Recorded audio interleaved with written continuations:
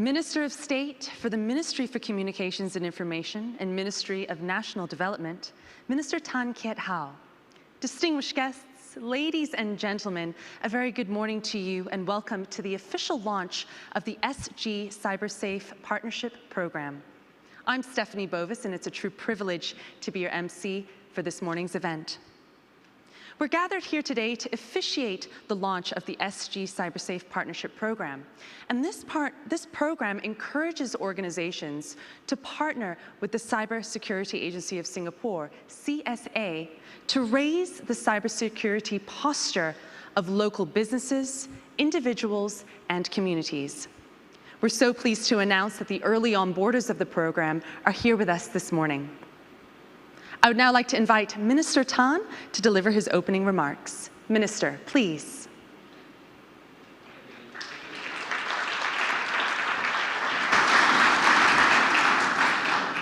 Thank you, Stephanie. Industry partners, distinguished guests, ladies and gentlemen. A very good morning to all of you, and welcome to the launch of the SG CyberSafe Partnership Program. Digital technologies and platforms have proved indispensable for many businesses and their workers during this COVID-19 pandemic. In fact, the digitalization trend has picked up pace with the onset of COVID-19.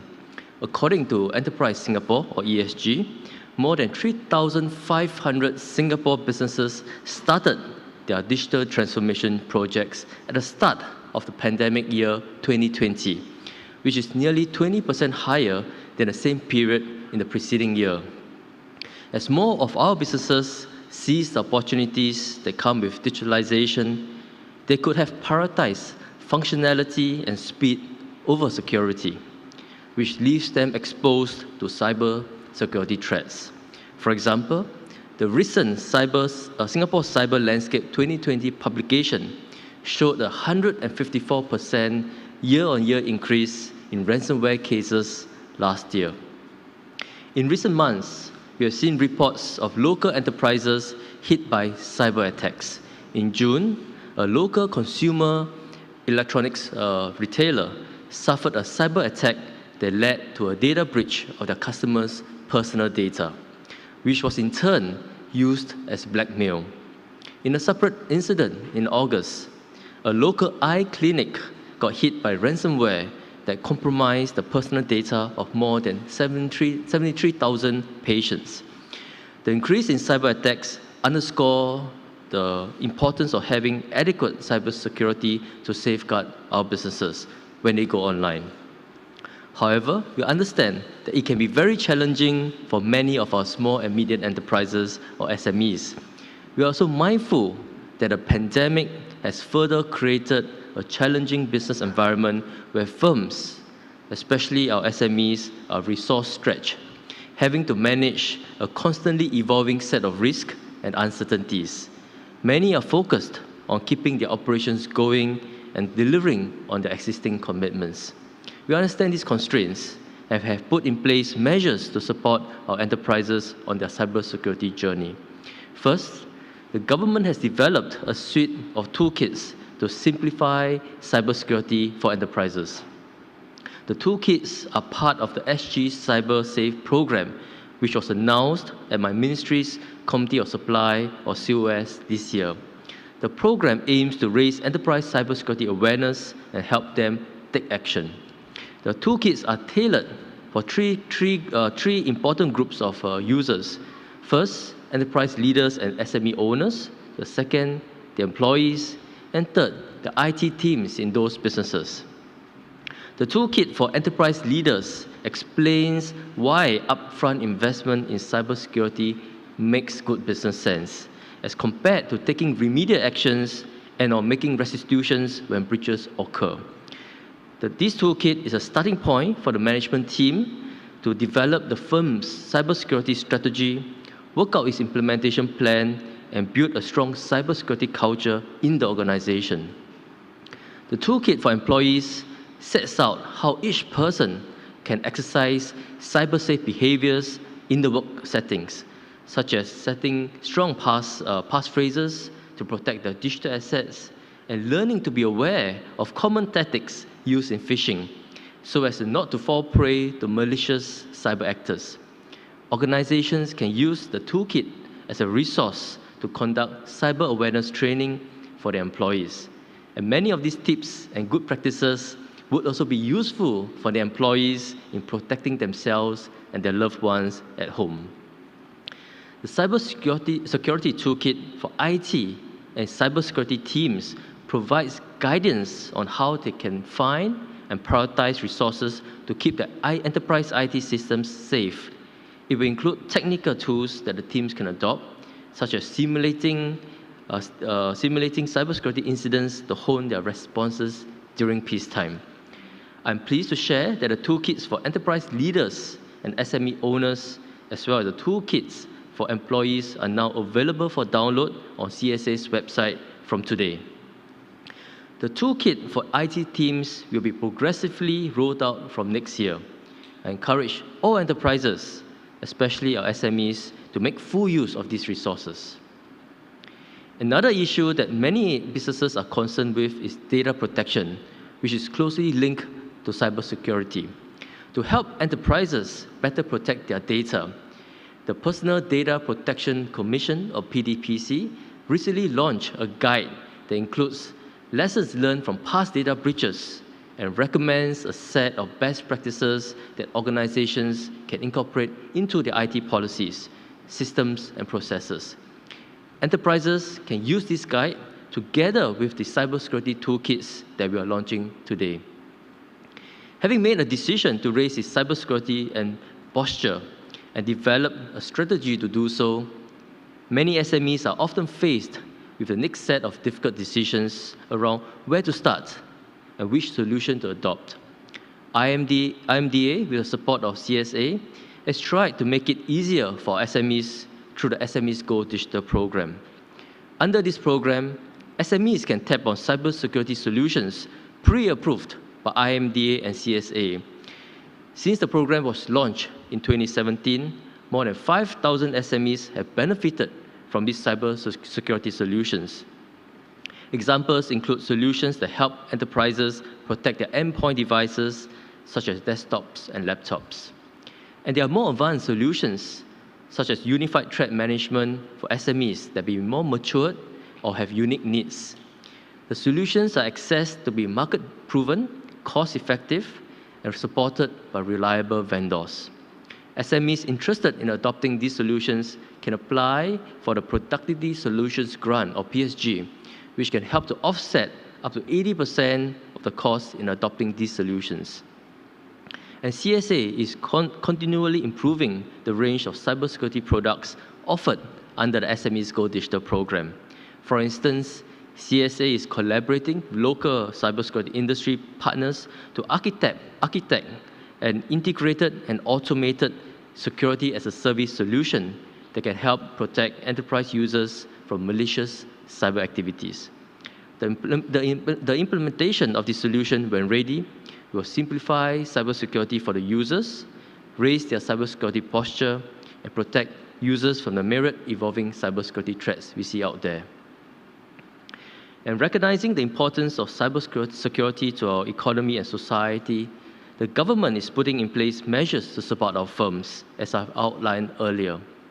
However, our effort is necessary, but very much insufficient.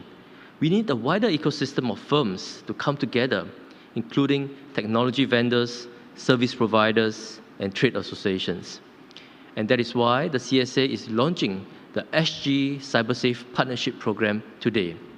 The program aims to nurture this ecosystem of partners, starting with the 19 partners that have agreed to come on board.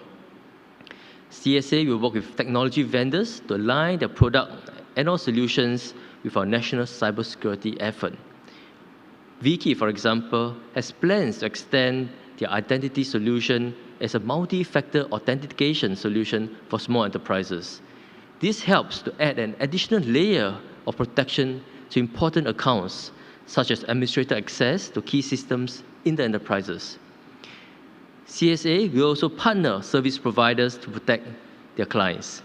One such example is MasterCard, which has created the MasterCard Trust Center which incorporates cybersecurity advice for small and medium enterprises. CSA is also partnering trade associations, such as the Singapore Business Federation, to reach out to their members through events, webinars, and information sharing sessions. The SG CyberSafe Partnership Program allows CSA to expand its reach to engage many more businesses, especially SMEs across various industry sectors. Our partners will benefit from this program. They will be better plugged into the latest developments in the cybersecurity domain and get informed of the latest advisories and guidelines from CSA. And through these engagements, our partners can also better add value to their clients and users. On this note, I'd like to thank all of our 19 early partners who are here with us today. Thank you for your support and joining cause with the government on protecting businesses and users online. And I look forward to many more partners joining this program. Interested organizations may visit CSA websites for more details. As Singapore transitions to living with endemic COVID-19, we must also be prepared for an increasingly digital way of life. And we can do all our part to stay cyber safe as we go digital. Enterprises should include cybersecurity into their overall business risk management and operations. Individuals, be it employees or in your own personal lives, we need to stay vigilant to our cybersecurity threats out there.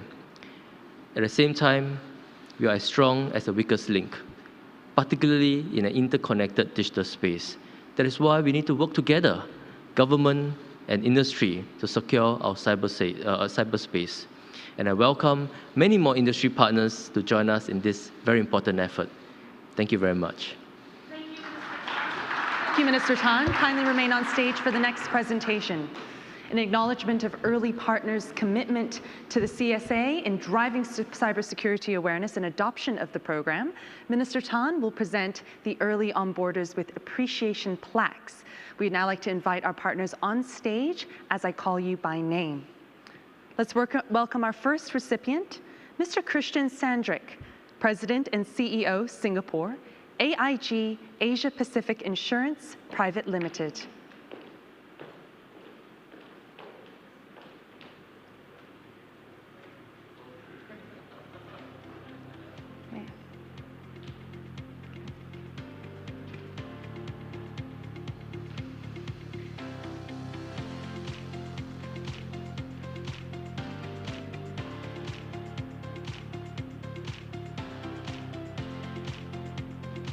Mr. Johnny Koh, President, Association of Information Security Professionals, AISP.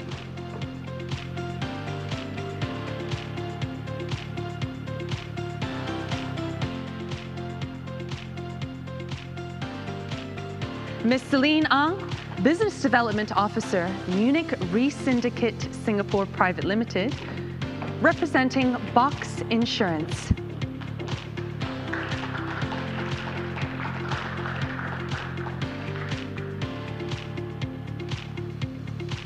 Mr. Dave Gerbani, Managing Director, CyberSafe Private Limited.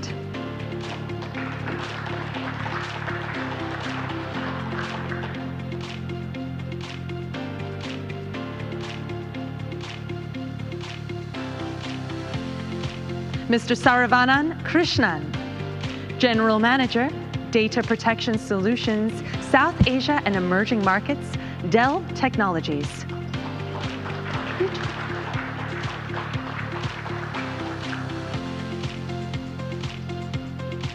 Mr. Simon Cheong, Executive Vice President, Systems Integration, Ensign Info Security.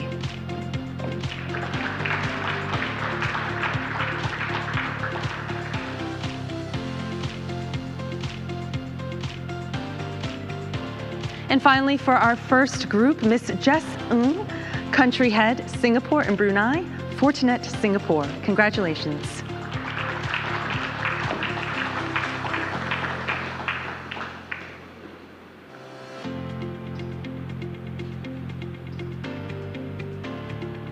Ms. Ng, kindly remain on stage for a group photo, and may I invite the remaining 6 recipients up on stage for a group photo with Minister Tan.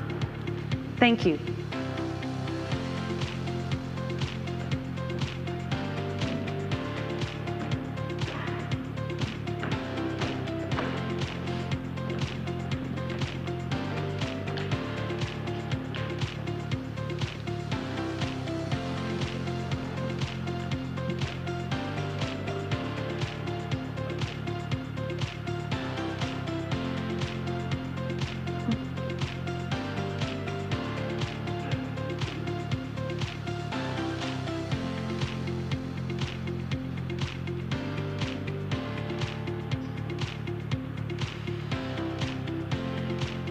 Thank you so much. You may kindly return to your seats. Thank you.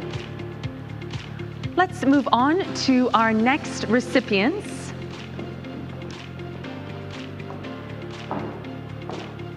Mr. Paul Wilson, Managing Director, Public Sector Asia, Google Cloud, Google Asia Pacific Private Limited.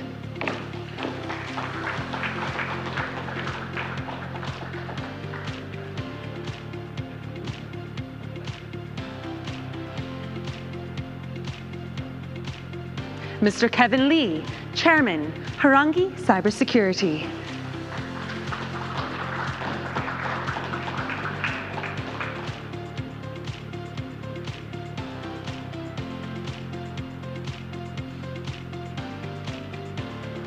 Mr. Fu Fang Yong, Chief Executive Officer, Huawei International Private Limited.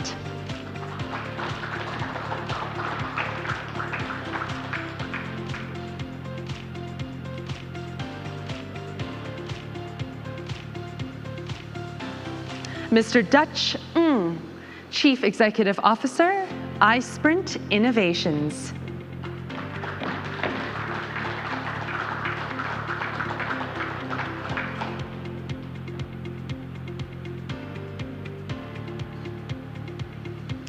Ms. Deborah Heng, Country Manager, Singapore, MasterCard Asia Pacific Private Limited.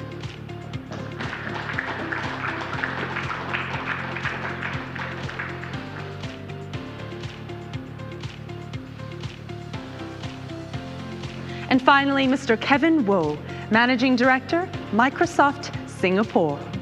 Congratulations.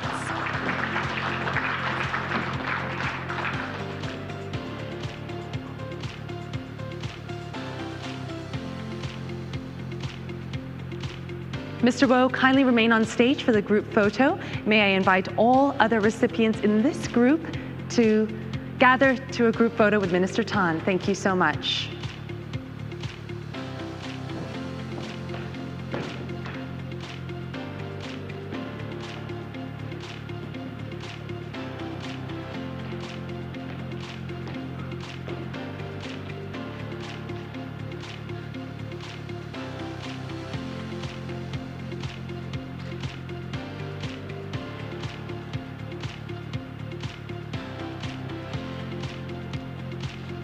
Thank you all so much. You may now return to your seats.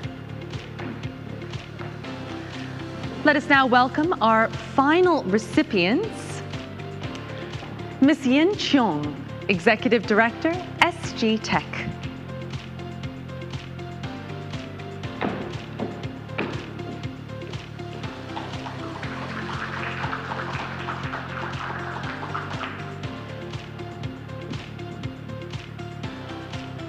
Mr. Tan Chi Wee, Executive Director, Advocacy and Actions, Singapore Business Federation.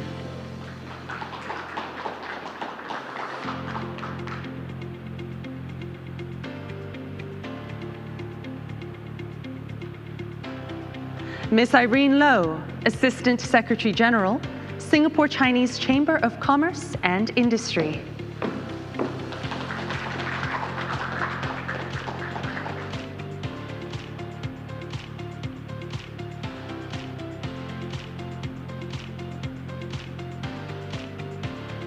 Mr. Kenneth Lai, Area Vice President, South Asia, Splunk Incorporated.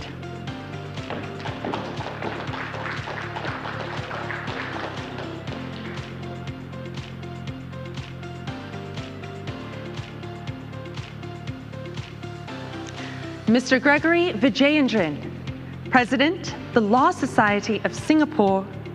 Congratulations.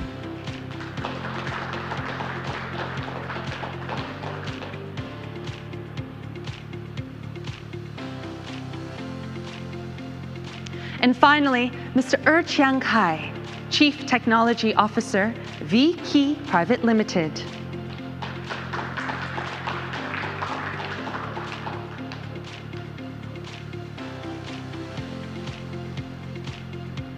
Mr. kindly remain on stage for a group photo. May I now invite all 6 partners on stage once again for a group photo with Minister Tan, please.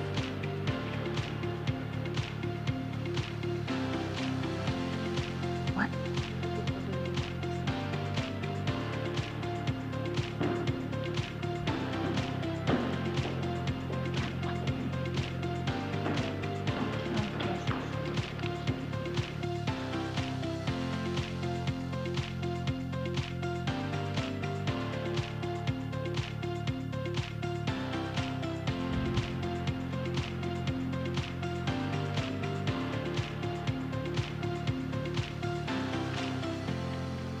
Thank you all to our recipients. Thanks once again. Please return to your seats.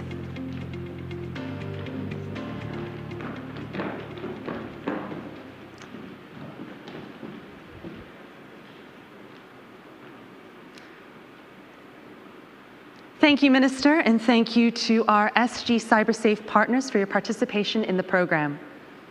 We will now take a short break, but do stay tuned for our next segment coming right up, SG CyberSafe for Enterprises panel discussion. We'll see you in a bit.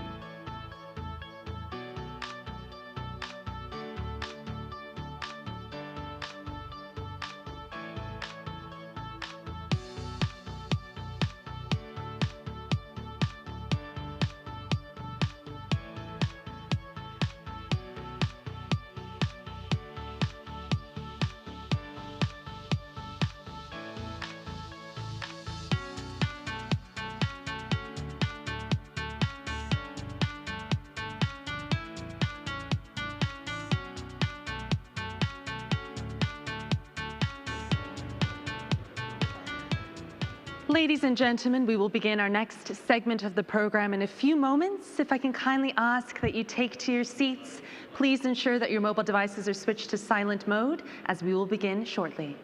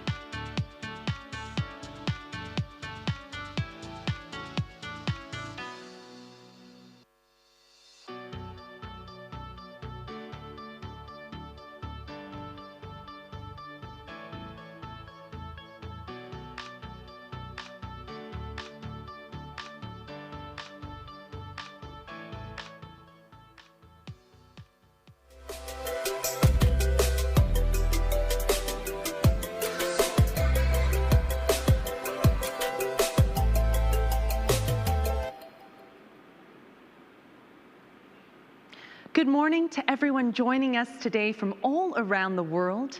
Welcome to the SICW 2021 SG Cyberspace for Enterprises panel discussion. I'm Stephanie Bovis, and it's a true privilege to be here as your MC this morning. We have a very exciting lineup of speakers here to share their insights on the topic of ransomware. This panel discussion will focus on what enterprises need to know about the threats of ransomware and mitigation strategies to deal with ransomware attacks. Please join me in welcoming our moderator for the session to kickstart the panel discussion, Assistant Chief Executive of Policy and Corporate Development, Cybersecurity Agency of Singapore, Ms. Gwenda Fong. Ms. Fong, please. Thank you, Stephanie. A very good day to everyone who has joined us for this panel discussion. I'm really glad that so many of you have been able to join us in person in the studio, and I'm also heartened by the fact that we are joined by more participants who are dialing in virtually. My name is Gwenda, and I am the Assistant Chief Executive for Policy and Corporate Development at the Cybersecurity Agency of Singapore. I'm happy to be the moderator for this panel discussion titled, What Enterprises Need to Know About Ransomware. In recent times, ransomware has emerged as a clear and present threat for enterprises. This year alone, there have been several high-profile ransomware incidents overseas, such as the Colonial Pipeline and Kaseya ransomware attacks. In each of these instances, enterprise victims experienced devastating consequences for their businesses and their customers. For instance, it was estimated to have cost Colonial tens of millions of dollars to completely restore its systems. In Singapore, we have also seen a surge in ransomware incidents that coincided with the rise of work-from-home arrangements due to COVID-19. There was a sharp rise of more than 150% of ransomware cases reported to CSA between 2019 and 2020. These cases came primarily from SMEs in sectors such as manufacturing, retail, and healthcare.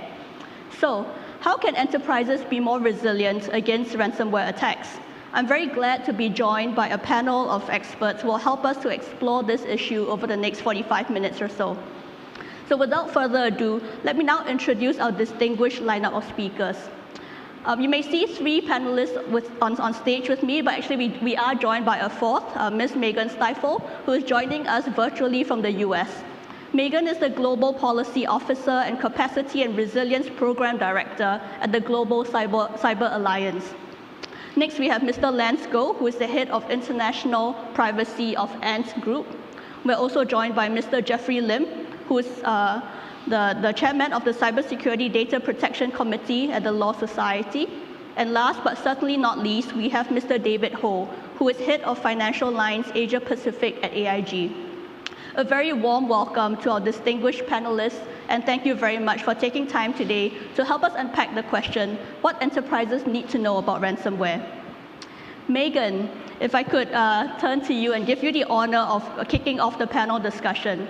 I understand that you co-chair a ransomware task force, which is an industry-led effort coordinated by the Institute for Security and Technology. And this task force involves participants from governments, the private sector, as well as non-profit and academic institutions from across the world. In April this year, the task force published a report detailing how ransomware has evolved, along with recommendations to deter ransomware. Could you perhaps kindly share with our audience an overview of the global developments on ransomware? What has the trend been, and how do you see this developing in the future? Good morning. Thank you, Gwenda, and thank you, CSA, for including me in this conversation remotely. It's an honor and a pleasure to be with everyone today. So, Gwenda, you mentioned some of the key developments in your opening remarks, and a few of the key developments that brought this ransomware task force together. But briefly to recap some of the stark indicia of the rising scourge of ransomware that led to the development of this task force. We have to keep in mind that from 2019 to 2021, there was a significant rise in the scale and scope of ransomware. So we had an overall, in early reports for 2021, an increase of over 311% in the amount of money victims had paid, upwards of $350 million in 2020. Not only that, but we also had an increase in the types of organizations that were targeted by ransomware. In 2020, nearly 1,700 schools, colleges, and universities in the United States alone were impacted by ransomware. And from August to September of 2020, over 50% of those targeted, according to an FBI report, were K through 12 schools. We also found and observed that over 5,000 IT managers who were surveyed found that 51% had been hit by ransomware in 2020, and criminals had succeeded in encrypting data in 73% of those attacks. So in thinking about and reflecting upon these developments in the late months of 2020, the Institute for Security and Technology convened a group of, as you mentioned, over 50 organizations from the financial sector, governments, industry, and nonprofits to develop a framework and specific recommendations to combat the threat of ransomware. We were pleased, and as you noted, in April to publish a report that included almost 50 recommendations. I'd like to briefly summarize the goals of the report and its framework and identify its key 5 recommendations. So in combating ransomware, there were 4 goals that the task force recommended. The need to deter ransomware attacks through a nationally and internationally coordinated comprehensive strategy. Second, to disrupt the ransomware business model and decrease criminal profits. Third, really the need to help organizations better prepare for ransomware attacks. And finally, to help them respond to ransomware attacks more effectively. To achieve these 4 goals, we had 5 priority recommendations. And the first is one that I hope we will spend some time talking about this morning. That is the need for a coordinated international diplomatic and law enforcement effort to proactively prioritize ransomware. This effort needs to be comprehensive, resourced appropriately, use carrots and sticks, and in particular target safe havens that provide safe haven for criminals. The second recommendation was that, particularly in the United States, but for all countries, that their efforts be led by and executed in a sustained and aggressive whole of government and intelligence-driven manner, that this couldn't be one particular government agency trying to tackle this issue. It really requires a whole of government approach together with industry. The third priority recommendation was that there needs to be established in most countries cyber response and recovery funds that would support victims. Also, that organizations who are targeted with ransomware be required to report the payment of ransoms, and that organizations be required to consider alternatives before making payments. The fourth recommendation is that there be established a framework to help organizations better prepare and respond to ransomware attacks, and that this be an internationally accessible and coordinated effort. Finally, we have to acknowledge the role of cryptocurrencies in ransomware. Thus, the fifth recommendation was that the cryptocurrency sector that enables ransomware crime needs to be better regulated. Governments, our recommendation was, should require cryptocurrency exchanges, kiosks, and over-the-counter trading desks to comply with existing laws, including Know Your Customer laws, anti-money laundering laws, and combating financing of terrorism laws. So that's the quick summary of the outcome of the ransomware task force. We're pleased that, particularly in the United States, but not only, there have been some significant announcements and efforts undertaken since this April report launch. And we look forward to the discussion this morning and further conversation following. Thank you very much, Megan, for sharing, for giving an overview of the report that's come out of the ransomware task force. And I look forward to be able to ask you later on a little bit more information about the specific recommendations on prevention and response. Ransomware is indeed increasingly becoming a threat, and it also presents business costs, such as the loss of business revenue when operations need to be shut down or when businesses incur brand and reputational damage. Lance, coming from an enterprise that has a strong digital presence, could you please share with us the enterprise perspective? What are some business costs that are incurred when a ransomware incident happens, and what might be some direct or indirect costs? Okay, so thanks to be back. This is my first physical panel since November 2019. So following up from Gwen's questions and also what Megan has mentioned, the business cost is actually very severe. So in that regard, if you look at the numbers of cases happening from 2019 to 2020, ransomware attacks rose by 62% globally and are becoming more high profile.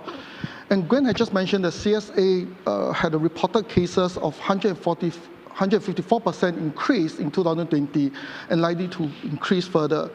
So if you look at from that perspective, that the damage caused to the entity and enterprise, it could result in a temporary or permanent damage to the business due to the loss of the data, a complete shutdown of operations, and the financial loss as a result of that shutdown. And more importantly, sometimes it's the reputational loss that follows suit due to the matter being exposed to the public and potentially breach of data protections or cybersecurity law globally or in Singapore when it concerns personal data or critical information infrastructure. If you look at the recent case of Facebook, even it's not related to ransomware, the 6 hours disruptions of Facebook services resulted in the worst drop in its shares value. This highlights the damage, regardless is it caused by ransomware, this highlights the damage to your reputation, your share values, the consumer unhappiness, government agencies asking you questions when there's a service disruption, when there's a ransomware attacks. A 2017 report from Cybersecurity Ventures predicted ransomware damage will cost the world $5 billion in 2017, $20 billion this year, and $265 billion in 2031.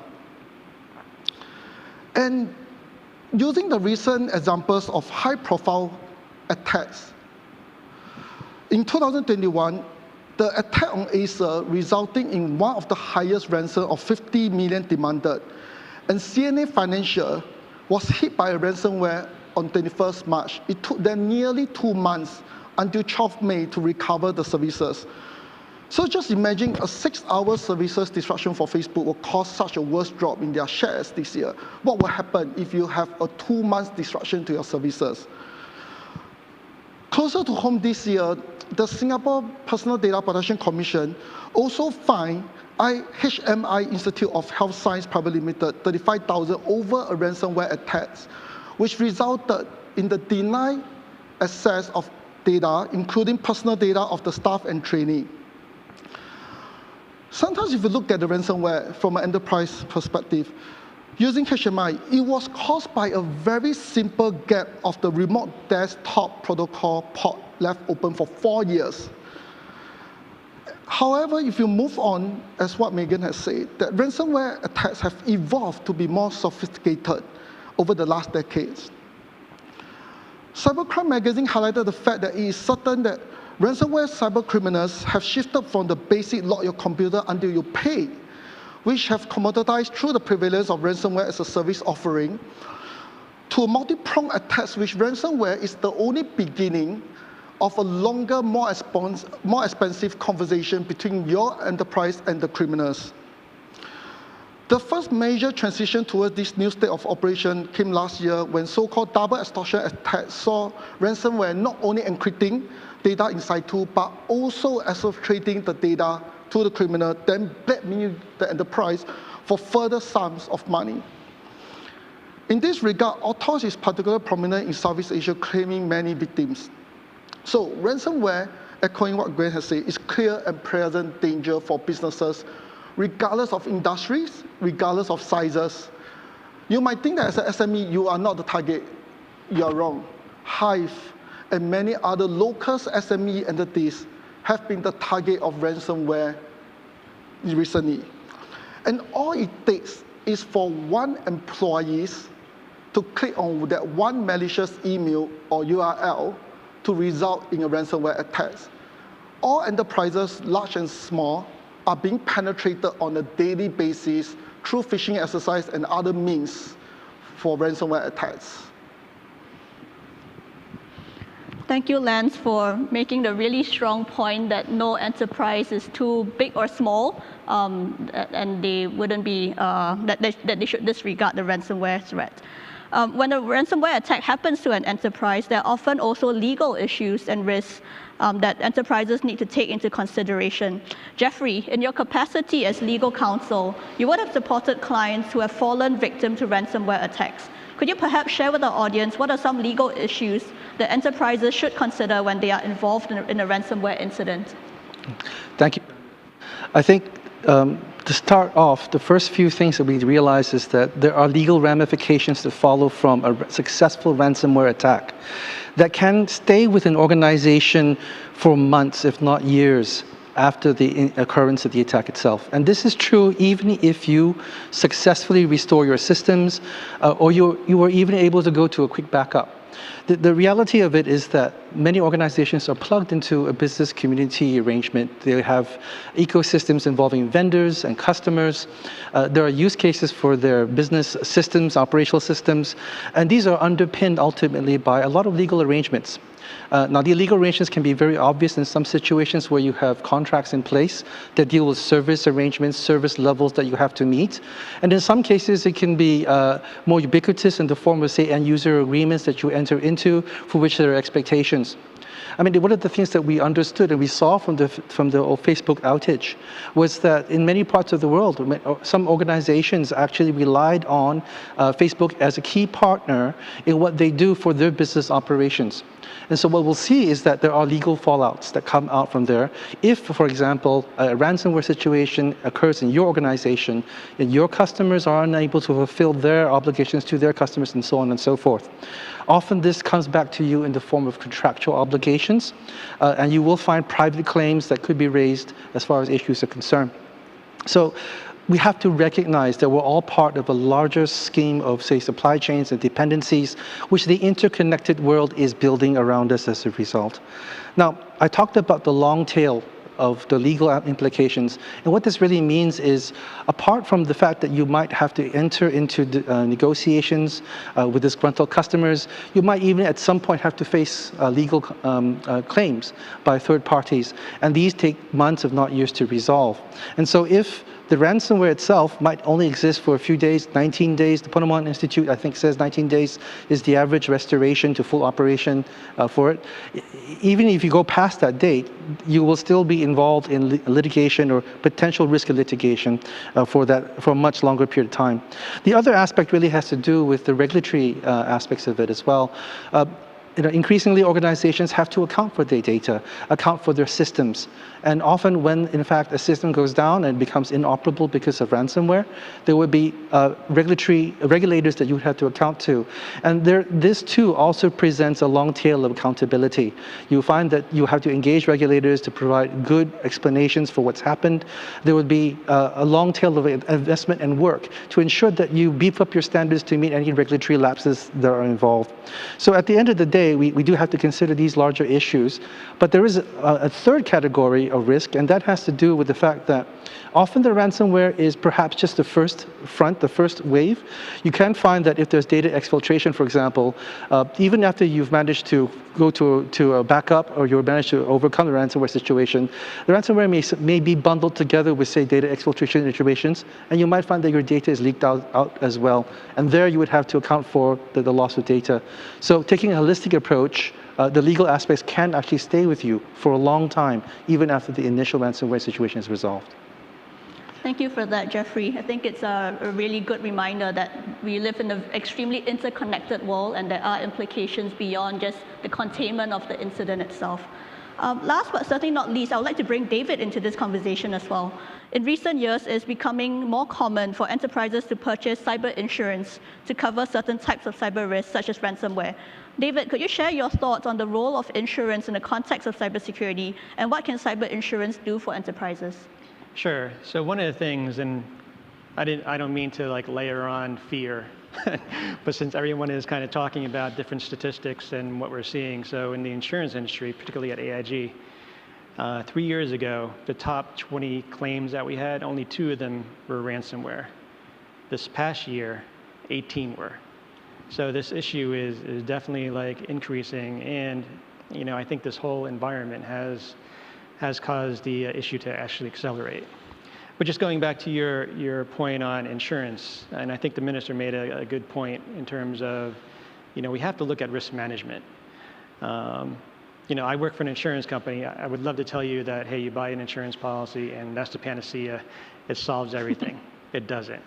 And how I kind of look at it is that it's like when you have a house and you buy insurance, you want to make sure that you have the proper protections there. If you have sprinklers, great. That's the line of protection that's going to protect you from fire. If you have security to prevent like a burglar from going in, that's great. That's going to help maintain your house and hopefully protect your valuables. But at the end of the day, things happen. Your house could burn down. A burglar could come in and steal all your property. The role of insurance is part of that overall ecosystem of risk management. Again, it won't make you completely whole. Just like when your house burns down, you'll get a check to rebuild, but you're going to miss a lot of stuff. But the important part about insurance is that it does pick up things that everybody else was saying, the legal fees. Actually, when insurance came out, the big part that we were selling was third-party liability if you're protecting your employees' data, your customers' data, your vendors' data, and what would happen. As time evolved, the product actually morphed into different things. So now we're actually picking up different aspects that could help you become a little bit more whole in the event of a cyber event. So we're going to cover, lawyers' fees when you need to go and talk to a regulator. Lawyers' fees when you need to have a recommendation to say, what's the option here? Do I need to pay a fraudster the ransom or not? And then it'll also involve to pick up things like forensics fees. When a fraudster goes in there, gets into your system, you need someone to go in and determine, hey, what's wrong here? Can I recover? Do you have backups? And how soon can I be up and running? Or it could be also a situation in the case of ransomware that you may not have any other options, right? And going to Lance's comments on reputation, right? So reputation is one of those things that's the insurance industry is trying to grapple with, but one of the things that we can do is, we work with PR firms to help you walk through that situation. And I think one of leading cases probably in the past 5 years was Sony PlayStation, right? It was a company that got breached, I think, through their, through their consoles. But the company just did not engage with the public. And because they weren't engaging with the public, that led their reputation to be damaged because they thought that they just didn't care, right? So one of the things that you do benefit from buying an insurance policy is, yes, it's part of that whole part of risk management, and it helps you recover some of those costs that could happen and will respond to in the event of a cyber breach. Thank you very much, David. So I think we spent the first section of the panel discussion doing sufficient scaremongering. So I would like to suggest that we shift the focus of our discussion perhaps to practical tips that would help our audience today. I'm sure that many in the audience might have similar questions in mind. For instance, what can they do to defend themselves against ransomware? How could they respond if they do fall victim? And is it advisable to pay the ransom to get their data back? Let's explore some of these issues in the remaining 20 minutes or so that we have. Megan, if I could turn back to you, the Ransomware Task Force has developed many recommendations on ransomware, and some recommendations are for the government and others for enterprises to take. As the saying goes, prevention is better than cure, and I think this certainly applies in the case of ransomware as well. Could you perhaps share with the audience some recommendations for enterprises so that they can be better equipped in kind of minimizing the risk of a ransomware attack? Thanks, Gwenda. I think the first recommendation is really to not forget the basics. We can't forget about these well-known best practices that can help us mitigate the risks of a range of cybersecurity issues, including ransomware, which of course is not a new thing, it's just become an overwhelming thing. So these basics would include things like identity and access management, making sure that MFA is deployed, ensuring that we have a regular process for patching and backing up data, and really focusing on employee awareness. Lance mentioned the idea of this, the one email that's clicked and the rest is history.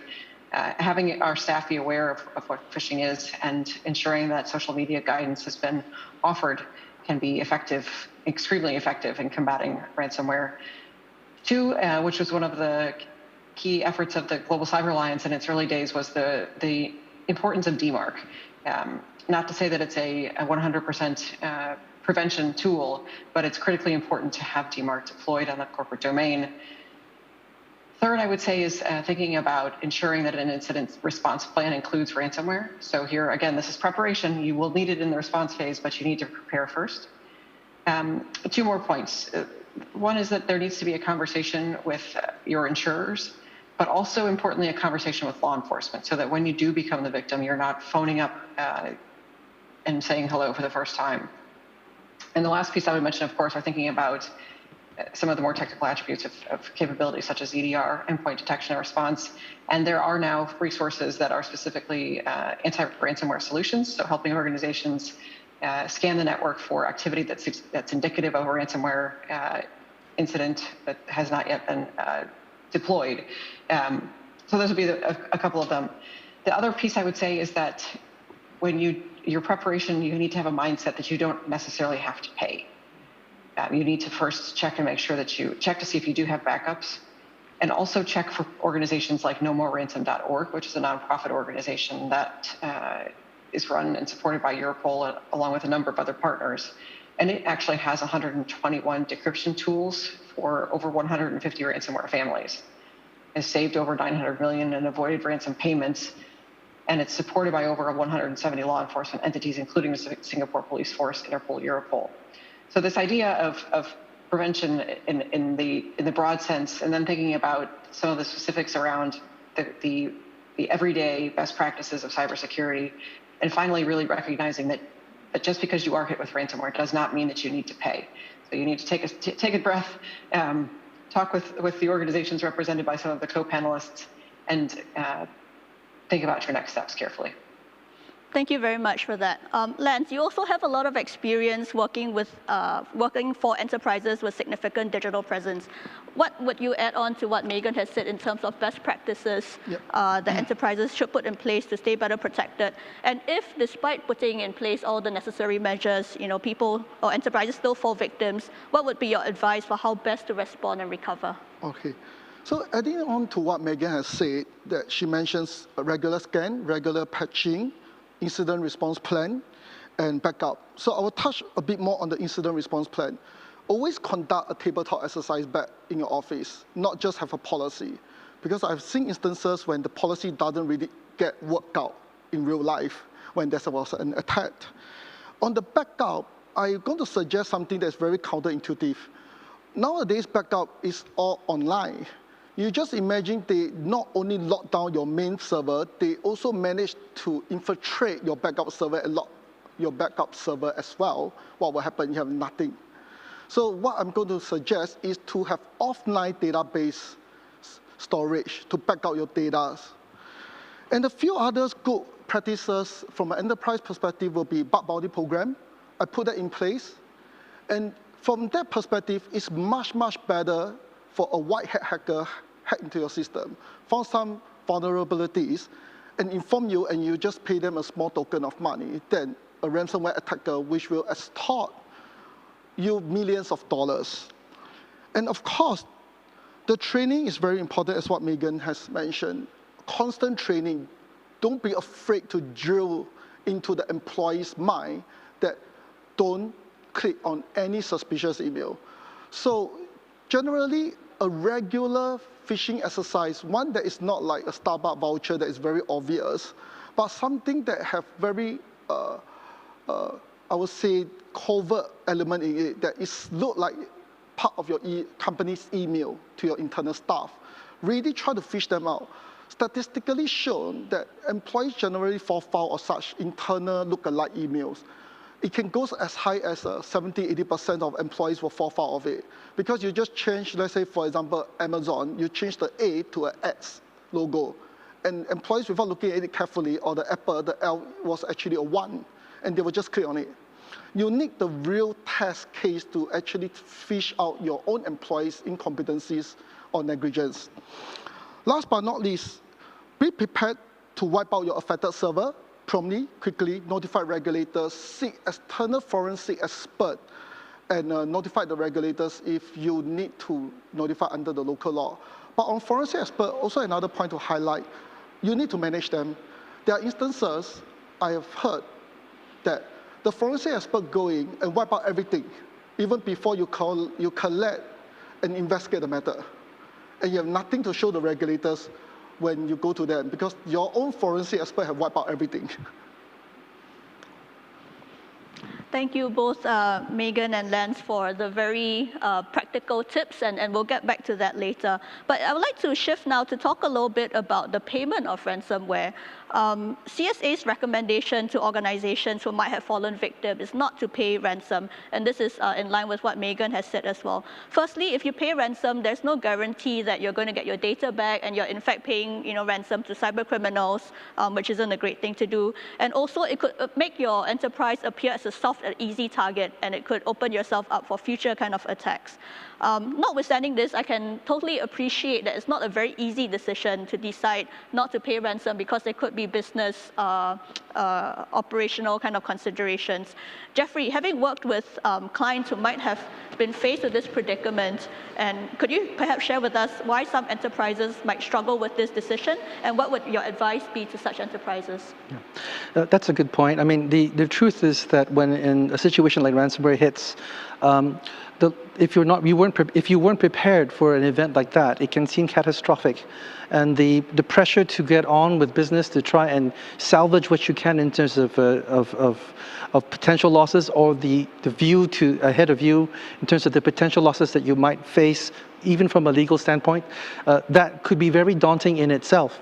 And so if preparations were not in place, the reflexive response might very well be, well, let's see if we can do better by short-circuiting the whole torturous process of trying to do it the right way, and then and just pay the ransomware attacker. Now, there are a couple of points here. The first is that The payment of ransomware, payment of ransom on the ransomware attack isn't always necessarily something that's straightforward and that is legal. You have potential issues, you may have potential issues in terms of making payments that could themselves attract regulatory scrutiny as well. And so we have to be very careful about making payments of this nature. I mean, there are laws that exist in many territories that could be interpreted and looked at in a certain way where the payment itself could be seen to be something you shouldn't participate in and could attract prosecution. I mean, just in Singapore, for example, we do have certain pieces of legislation like the Prevention of Terrorism Suppression of Financing Act, the CDSO, which is a very lengthy statute, but I'll say it, it's the Corruption, Drug Trafficking, and Other Serious Offenses Confiscation of Benefits Act. Even us lawyers take a long time to recite the title, but there are provisions in there that could be looked at again, and participating in a ransomware payment could attract issues that cross legal liability questions with regulators. So I guess the issue really is that the organizations that face these pressures have to learn to resist it. The truth of it is that with the pressure that's facing on all businesses to get involved, you can't afford to bypass any of the preparatory work. And often I think the organizations that struggle with the question about payment, they don't have access to legal counsel, or they don't have a compliance team on place to sort of guide them through these issues. So it's best that organizations like that really try and get themselves informed and get connected with appropriate legal support and advisory counsel in all situations. For that. I think we've heard quite clearly from both Megan and Jeffrey that paying ransom isn't always the preferred or shouldn't be the default mindset. There are legal kind of implications, and there are other alternatives. So Megan raised a really good resource, which is a nomoreransom.org repository. So those are certainly alternatives. Perhaps we can turn to the issue of insurance as well. David, there is an argument that insurance coverage for ransomware could perhaps serve to empower cyber criminals to be more bold in demanding for ransom, knowing that the target organization would have the insurance company just pay up. Could you perhaps share your thoughts on this? Sure. One of the things, actually, just going off of comments from Megan and Jeffrey, right? There's a phrase from that Mike Tyson. He was a famous boxer in the 90s and 2000s, but I think it's appropriate here, where he said, "Everybody has a plan until they get punched in the face," right? And that's the complexity about ransomware is that everyone has a plan.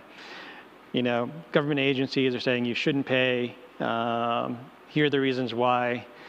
But when it comes down to it, and you're an enterprise, and ultimately when you buy an insurance policy, and I'll kind of get into this a little bit too, when you buy an insurance policy, one of the extensions of cover is something called cyber extortion, right? Where it will help you pay that amount of ransom to recover your data back. It's been controversial, a little bit controversial of late, just because, to your point, is this incentivizing fraudsters to say, hey, you have a cyber insurance policy, it'll pay. And one of the things, and I'm sure Megan is familiar with this, is that in the United States, there's a couple of insurance companies that have been subject to ransomware and their data has been breached. One of the things that we suspect was a target when they were looking for data was their cyber insurance portfolio. They were going to look at all their companies that bought cyber insurance and go, hey, all of these companies have cyber insurance, probably with a cyber extortion extension, and let's just go after them because we know they have the ability to pay. But one of the things about how AIG and our competitors work is that we don't make the determination to pay or not pay, right? The policy helps for legal advice, it helps for forensics advice. We all collectively work together along with law enforcement, the regulators, and say, well, this is the situation that's going on. This company may not have any other option but to pay, right? The default is probably don't pay. But there are companies out there, certainly to Langston's point, you don't have any backup, or the backup is also breached, right? So it's definitely a difficult topic and issue to resolve because not everyone is going to be a little bit different. And certainly this is where you need the collective might of your legal partners, your forensics partners, IT, law enforcement to help you make that determination. But it's not as easy as, nope, I'm not going to pay.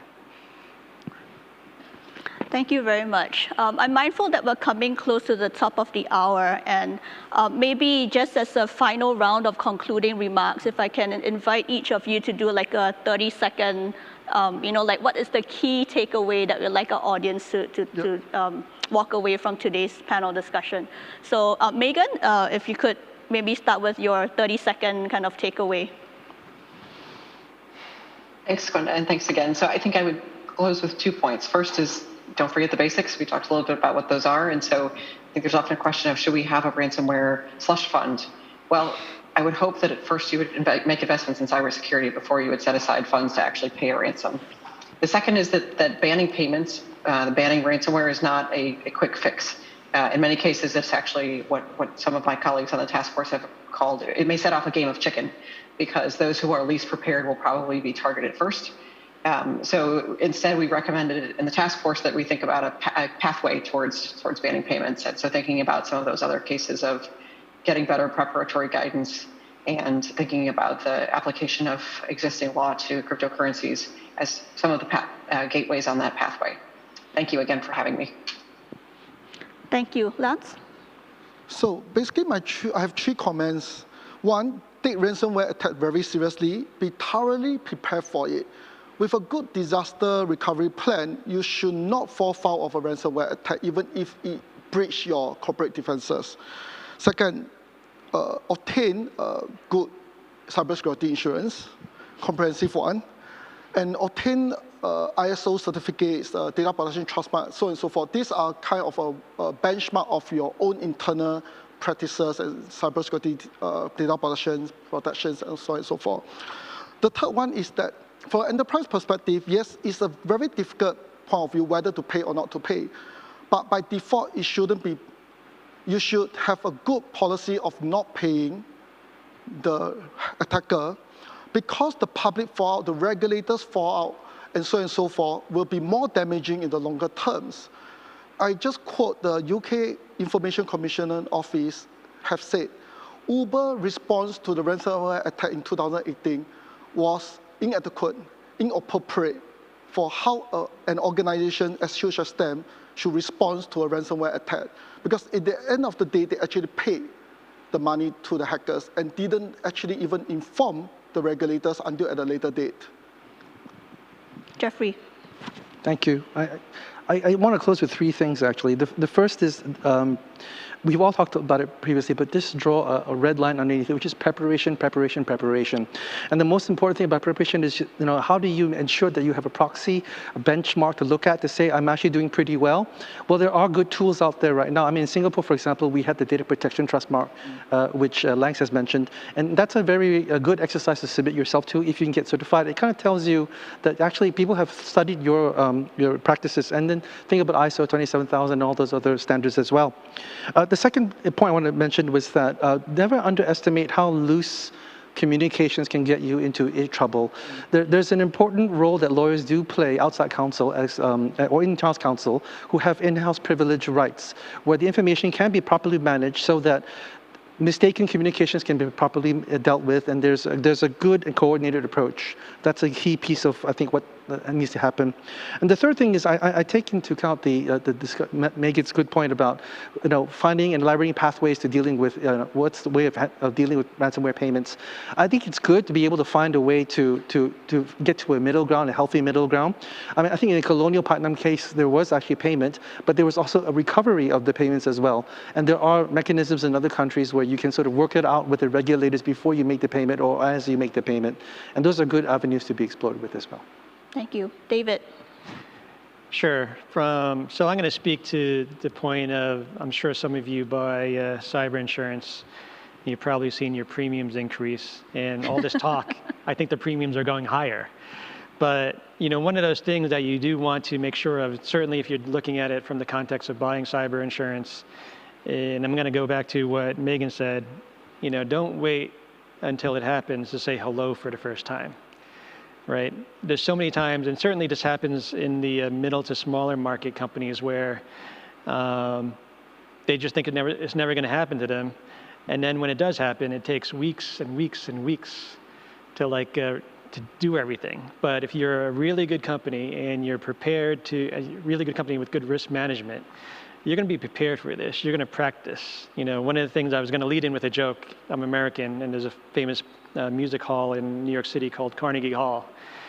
And the joke is, what are the directions to get to Carnegie Hall, right? And the answer is practice, practice, practice, right? Because if you want to be a pianist, you're going to practice so you can get to Carnegie Hall.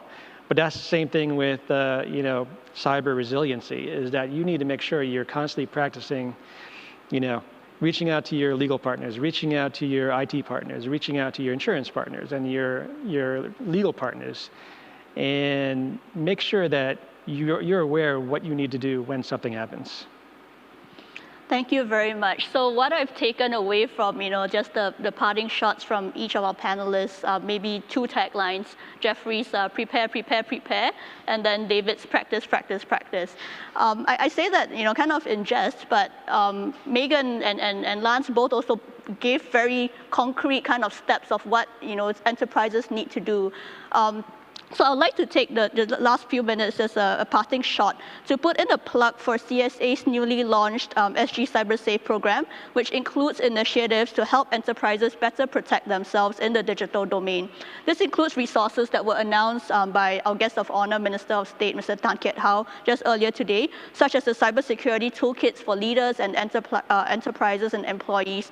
Basically, what we've tried to do is to simplify what enterprises, leaders need to know, what employees need to know, distill them into just the key messages and takeaways, and compress that into just a document. So please do access that after this event. Take a look at it, and I do hope that you find it useful. So with that, it leaves me to thank our distinguished experts for contributing to a very interesting discussion today, and to all our in-person and virtual participants for being such a great audience. Thank you very much, and have a good day, and stay safe.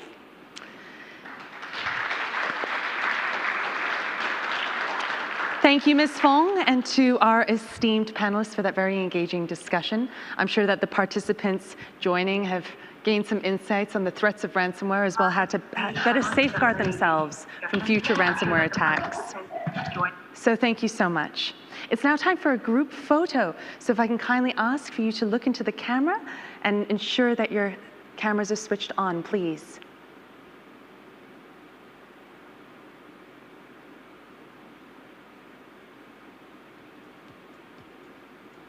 Thank you.